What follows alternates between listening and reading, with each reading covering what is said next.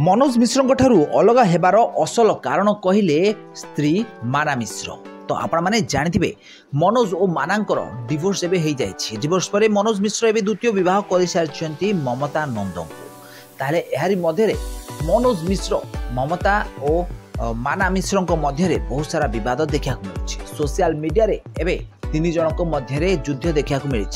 ताले मनोज मिश्र माना विषय किसी कथा सोशल मीडिया रे कहतला बेले माना मनोज मिश्र विषय रे किसी कथा सोशल मीडिया रे कहउछंती। ताले डिवोर्स हेबा पूर्व मुंबई रे मनोज मिश्र और माना किपरि भाबे चलुथिले याकु नै सोशल मीडिया रे बहुत सारा वीडियो और बहुत सारा पोस्ट करिसेंती माना मिश्र, जेउथरे माना मिश्र मनोज मिश्र विरुद्ध रे बहुत सारा जिंस फैन माननकु जणाइछंती। माना मिश्र कहते कि से घर को जीवाई चाहूले। मुंबई में रहा बेले बाप घरे बहुत सारा प्रोब्लेम चलता, तो यही कारण से निज बाप घर को जीवाक चाहूले, किंतु मनोज मिश्र बाप घर को जीवाक देउन। हेले अनेबगे मनोज मिश्र कहते कि माना जितेबाला सहित मुंबई में रोते माना बहुत सारा टर्चर करते, बहुत हैरान करते।